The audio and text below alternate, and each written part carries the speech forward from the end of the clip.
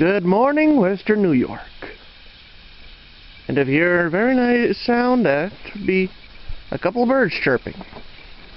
That is if this camera's catching it. Always something to listen to, you know. And purpose of this video, well, just a general walk, really. You know, I'd even talk a little bit about how you can propagate your berries. And well, let's see here. What would be a real good example? There's one of my black raspberries. Most of this stuff in this area is new, I'll admit. Though I'm not quite sure how I got all the red Collardi that I did. But then again, I wouldn't be too surprised if runners were shooting up this way, you know. Seems to happen every now and then. Always seems to happen, you know. You get a good patch going, and next you know, they just keep on spreading and spreading and spreading. I'll admit, I'm going to have to narrow up the row a little bit, as it were. Gives me a little bit of trouble when it comes to mowing the lawn. You know? Of course, if I put up a trellis, that'll be even better. Well, anyways, a good example for my cuttings is, believe it or not, my roses. I got some red currants I've also made cuttings out of, along with the gooseberries. I don't know how well the gooseberries have been doing, because I haven't really had a good chance to check on them, but I did have a chance to check on my red currants about a couple of weeks after I had made these cuttings.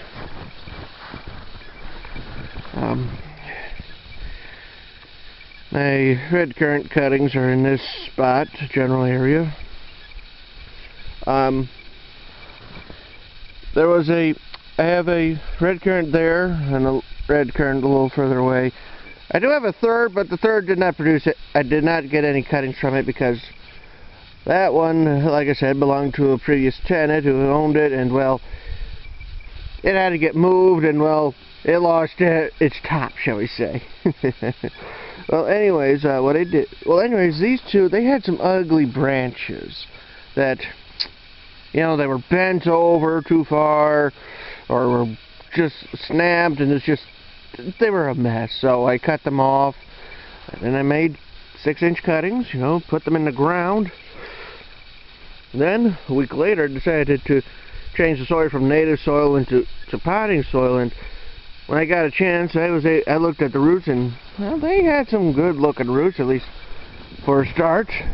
I don't know what the gooseberry ones look like, but they follow the same pattern. Well, I wouldn't be too surprised. But a real good example would be my roses. Right in and along in here. Now, I do have a few dwarf roses that I purchased from a nursery in this area, 3 of them. But I also got, I believe, 9 rose cuttings in and along in here. Basically, I was, you know, testing out how to make cuttings, you know. Use some wild raspberries and blackberries as test subjects. You know, put like, you know, 20 or so cuttings in pots, you know, good sized pots. You know, basically had at least 5 pots and with about 20 cuttings each. And I placed them underneath this tree, and well, I don't know if I can catch them, but I think, don't know if I got them, but I was trying to follow a good-sized crow or something. Well, anyways, I put my cuttings right in here. Mind you, this is like around June-ish. Yeah, give or take. Let me see. When was it that we went up to those parts? Well, maybe it was a little bit later. Well, anyways, you know, I made some cuttings, you know, put them in potting. Well, not exactly potting soil. It was goat manure. You know, well-aged goat manure, mind you. You know, the kind that's been aged for at least 2 to 3 years, you know.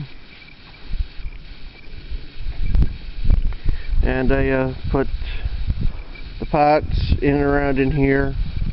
And, you know, I had like 100 cuttings worth, and they actually did pretty good. Up until I decided to toss them out because I wasn't in the mood for having that many wild blackberries and raspberries, which I'm sure you can understand. I mean, I got some, I you know, for pollinating purposes, but I didn't want to have over 100 of them. They did okay, but at the same time, with my mother, I took some cuttings from her roses, from here,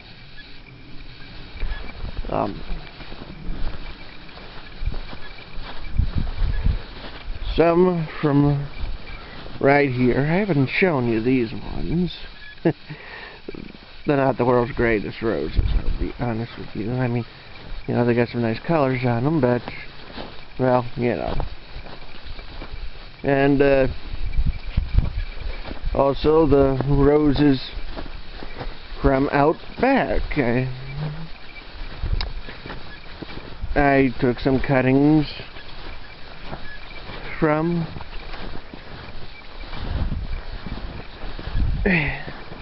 these particular roses, you know. Well, I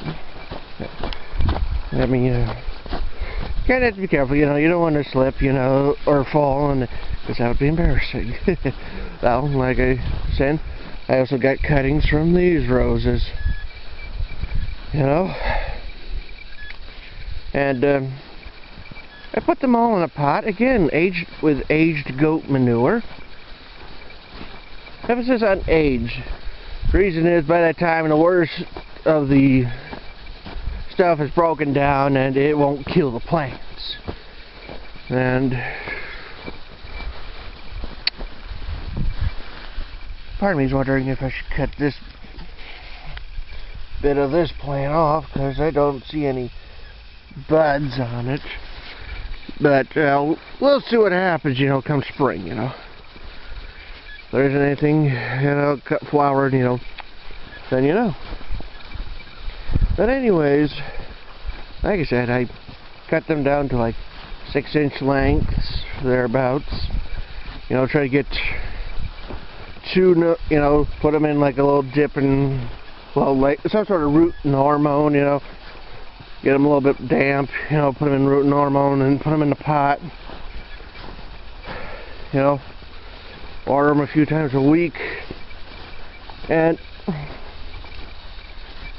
I got decent results. I mean 9 of them out of about 20 cuttings. I mean, there might have been a few more.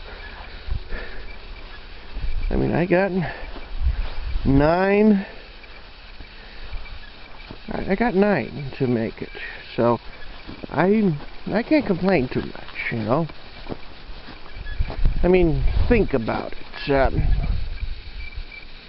Your average rose costs, well, let's take for instance, well, your average rose. I mean, let's just say it's just your basic rose. It costs you maybe $5. Maybe 10, possibly 15. Think about it. I mean, it adds up a little bit. I mean, I saved anywhere between $50 and $150, you know, roughly. You know, you throw in tax and all that. And that being said, $150 immediately got spent on blueberries. Well, anyways, like I said, I mean, I put them in a pot, waited about a month. I mean, I can't say the roots on them were all that impressive, but they were good enough that I decided, you know, put them in the ground, you know, with a little bit of basically, you know, potting soil mix, that sort of thing, and well, they did good. They did good. I mean, I can't say that they shot up to here or anything, but they did pretty good. I mean, I will certainly know more in the spring and the summer and whatnot, and you know, that sort of thing can be impressive when you think about it. I mean, here I made some cuttings from some roses, and they were growing. You know, I mean, I'm gonna have to wait at least a year or two, you know, before I can really call it a success. But well, you know, and you know, that sort of thing. And I'll be honest, I can't wait for spring, because then I can take this board off and see if this thing's alive or dead, you know. I mean, might have to cut it all the way down at the bottom, depending on how things are. And I do got a couple others down there, but I guess we'll just see what happens, you know.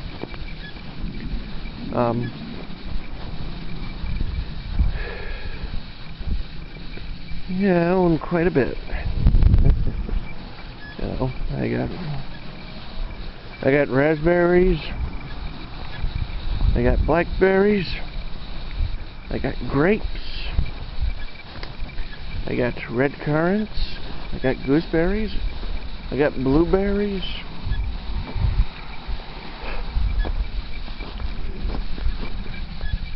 hope to get some strawberries, hope to get some Arctic / hardy kiwi, and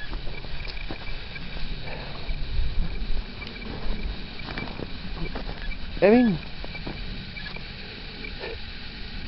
all I need is a couple apple trees or pear trees or something, and I'd be pretty much all set. Well, it's starting to come down a little bit, and well, you know, it just, well, for one thing, my one finger's starting to get frozen. Well, falling asleep, but that's the same thing anyways these days.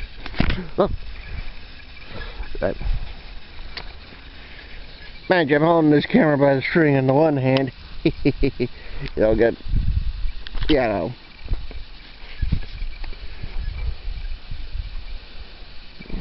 I mean, it's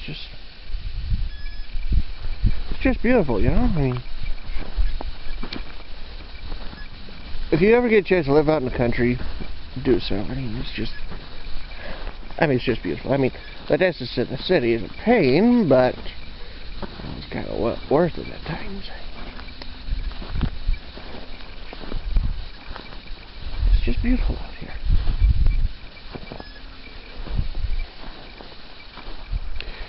here. Might have to get this all cleaned up. Like I've mentioned, my one neighbor owned the goats, you know. Amongst other things.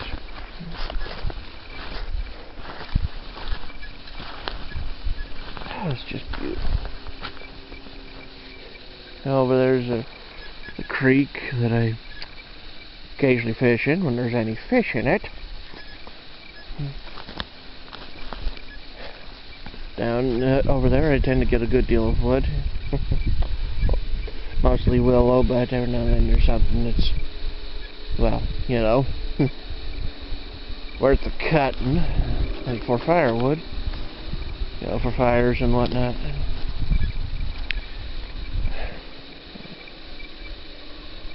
Well, this is Western New York. Subscribe to me if you like this. Like this, you know, hit that thumbs up button. Hit that little bell and all that other good stuff, you know. And I can't wait to show you what I plan to get in the spring. Well, see you around. Bye.